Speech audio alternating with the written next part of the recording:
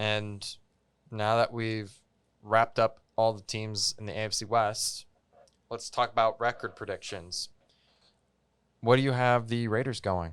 So the Raiders, I'm going to be honest with you, I don't think they 2 to 3 years from now, I think the Raiders are going to be good, but there's going to be that learning curve, that baby steps that they need to take, where it's going to be some growing pains, especially and I'm going to be honest with you, they have to get over them quick, or draft another quarterback, because Derek Carr is not super old, but he has been hurt a little bit, which tends to ramp your age up a lot quicker. Even though that sounds kind of weird, when you start getting hurt, you just start getting more and more brittle. When you break something, it breaks easier next time, and the next time, the next time. So, I really think that 7-9. I mean, I don't see them doing much better than 7-9. If they go 8-8, I'd honestly be surprised. I'd be like, cool, that's a step up for you. But I also think that the bottom could completely fall out with. So they have a lot of young guys, which means they need a lot of young guys to step up and kind of be leaders a little bit. So I think the bottom could completely fall out on the Raiders if Derek Carr doesn't stay healthy. If Derek Carr doesn't stay healthy, then they have to find some other guys who are going to lead the team, and they have a lot of young guys, so it's kind of a yikes when it comes to that. So I mean, 7-9, I think is realistic for them. Like I said, no, not a whole lot better. Yeah, I think they benefited a lot off of the Chargers having a lot of injuries and having a lot of problems, and the Broncos were also, they didn't have a great quarterback until Drew Lock came into town. So I feel like they really benefit off of that, and they're not going to this season. So I'm gonna actually predict them to go 6-10, just a game less than last season. And I know Raiders fans probably don't like me saying that, but I need to take a better look at the schedule for next season. The schedule for them. We based our record predictions off of just the talent that they've acquired and their record from last season, and we'll do a video eventually going over our exact record predictions. But from what I can see from this division, I just don't see them having I don't see them splitting everyone. I see them probably losing both games to the Chiefs. See them potentially losing both games to the Broncos too, and they could lose both games to the Chargers too. They're way better teams than basically. It just comes down to the fact that the Raiders again are just in a rough division. Their division is really good. I really think if they, like I said earlier, if they were playing against Dallas and the Eagles, I personally don't think that Dallas and the Eagles are going to be insane this year. They might do well, but if the Raiders were in that division, they'd have a chance to be fighting real well. Yeah, they only have to beat the Giants and the Redskins. Yeah. So, I mean, you really, when it comes down to it, most divisions basically have two teams that are not as good and two teams that are usually pretty good, and the two teams will fight for first and second, and the other two teams will pretty much fight for fourth. Really? But that's not really how it is in this division. I mean, the Chargers have a chance of being good. Kind of depends on the quarterback situation. We talked about the Broncos being well and the Chiefs doing well, but yeah, the Raiders I don't see doing much better than 7-9. Yeah. So, and now, what about the Chargers? Where do you feel like the Chargers are going? I think the Chargers have a chance of being that last team in kind of thing. They're gonna have to play hard for it, because I think that last team in is going to come down to, because there's going to be a lot of teams with the same record that are going to be vying for that spot. But I really think that's going to come down to the tiebreaker things that they have, like the strength of schedule, the points. Because I don't think when they do the tiebreaker thing, I think strength of schedule kind of plays into it like tiny bit, but not a lot, because a lot of teams you can't really help your strength of schedule. It's kind of what you got dealt basically. So then they go and look at the points, how many points you scored, the points differential, and things like that. I really think that I think max the Chargers will be maybe 10-6 if they have and that would be them them beating the Broncos and the Raiders both. I think there's a possibility they could beat the Broncos. They could do that, but I think it kind of again it just depends on Justin Herbert. If he can come in and be more than what I saw on tape. A lot of his tape is just him as raw talent. Like it looks a lot like he just hasn't been coached. Like he's obviously been coached, but he hasn't been coached to a level where he can just make throws and not just air the ball out or do this, that, and the other. So, I mean, they could have another 5-11 season, but I don't see them 10 games, 10-6 about. If they're lucky, I kind of think that means they have to get lucky and beat Denver, but I think, yeah, more realistically, just 8-8, 9-7 will be where they're at probably. Yeah, I mean, I know we had them, like, they lost 9 games, less than a touchdown. But at the end of the day, you still got to think they still lost those games. So yeah. If I were to look at this, and I'll just give them the benefit of the doubt, and let's say they split those 9 games, and we'll round it up so they won 5 of those games next season, they would be 10-6, like you said. So my prediction for them is to go probably anywhere from the ranges of 5-11 and 10-6, because it really just depends on Justin Herbert, and I personally don't like Justin Herbert. I don't feel like he's going to be the quarterback that they need, and I could be really wrong.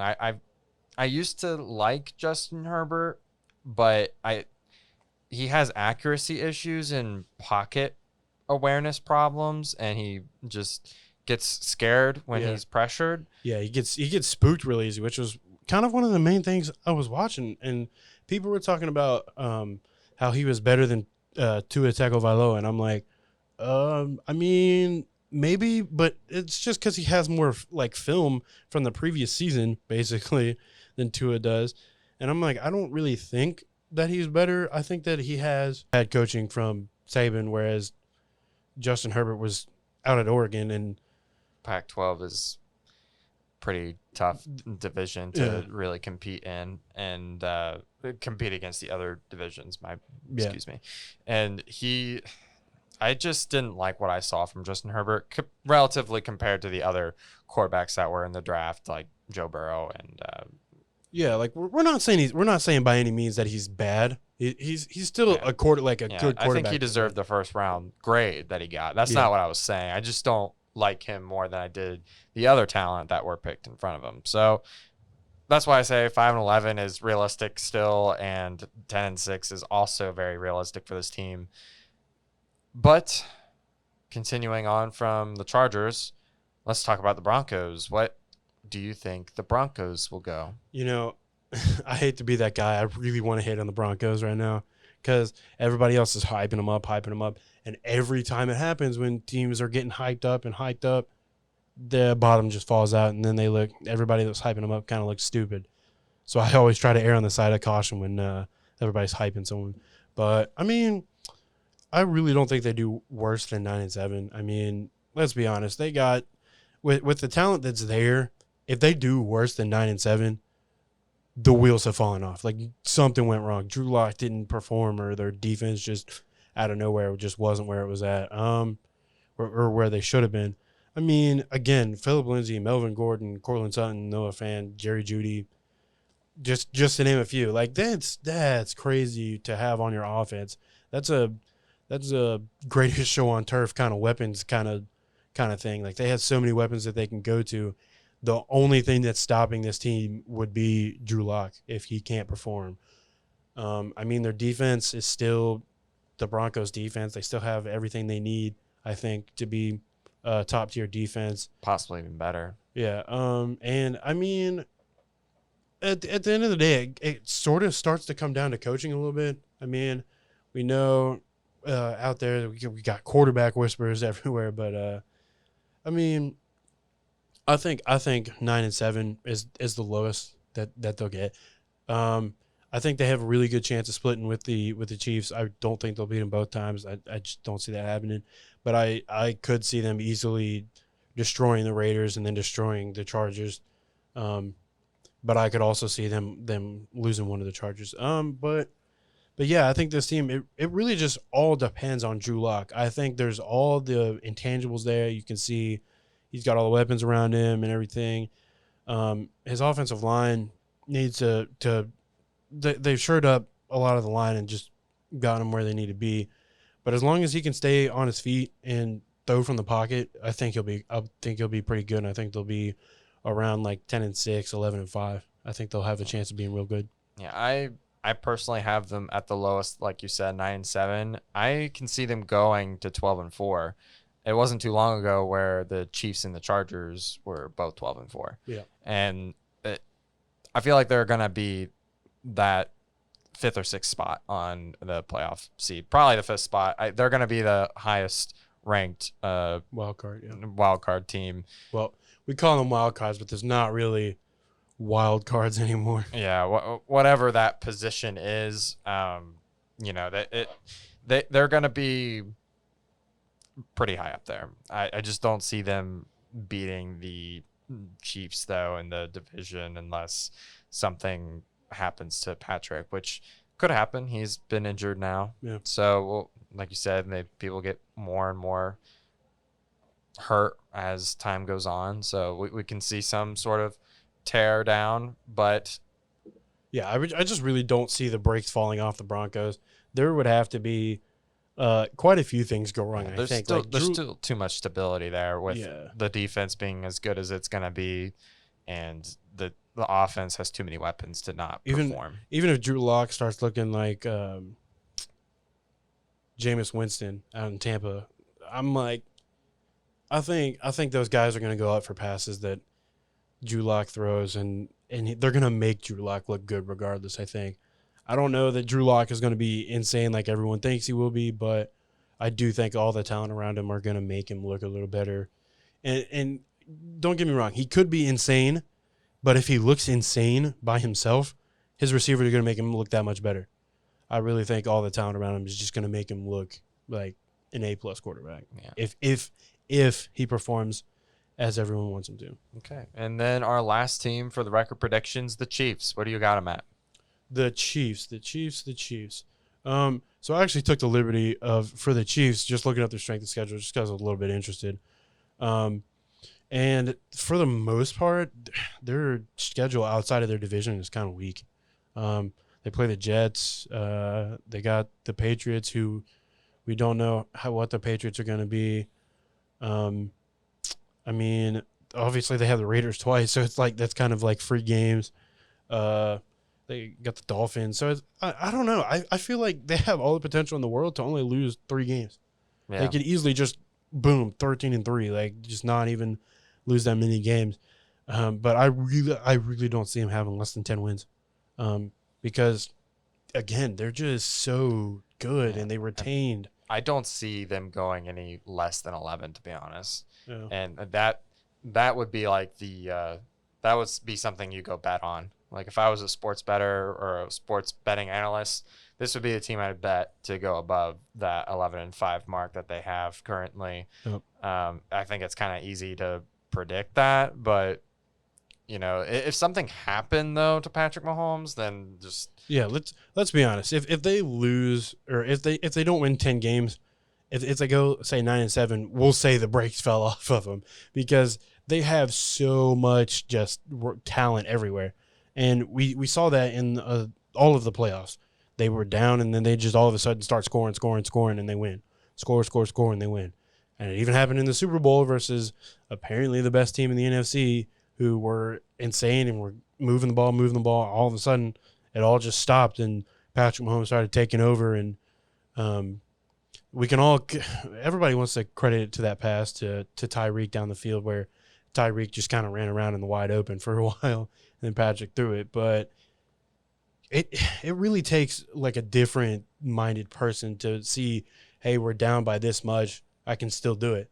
There's a lot of guys, and I've played with some guys over the years who have, once you get down, their head starts going down. They don't want to think about it anymore. They're like, well, we've lost this already.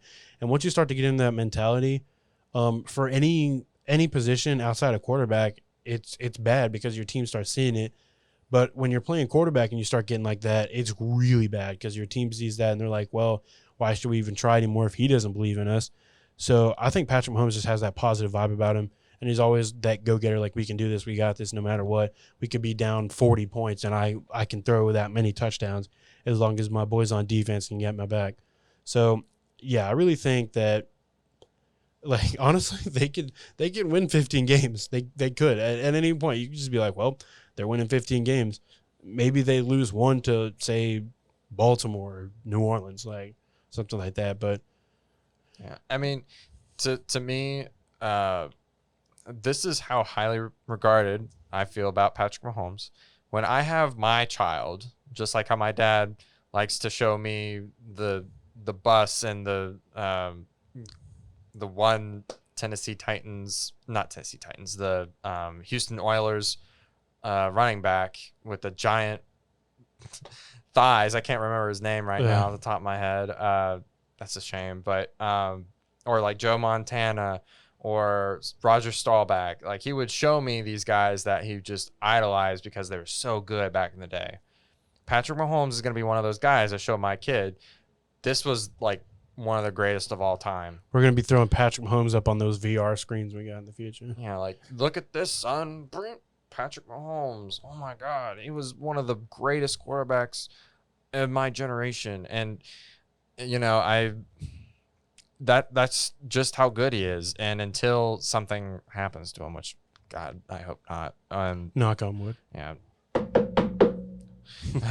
Just like, I absolutely love Patrick Mahomes. If I wasn't already seen, or if I haven't already clarified that, I really like Patrick Mahomes, and I also really love Joe Daddy. And we're not really like a fantasy football channel, but Patrick Mahomes is the safest bet you can make. Yeah, he actually won me my fantasy his rookie season. Yep. I had him as a rookie quarterback, and he just absolutely tore it up. The little sleeper you had there. Yeah, I always managed to get the sleepers. I had Lamar Jackson, just to go off topic here, last season, but my dad was so mad that I apparently got him first. I was like, here, I don't want him. Yeah, so we had to play a little fair and give him up, and then suddenly Lamar Jackson starts doing having what an Lamar MVP Jackson season.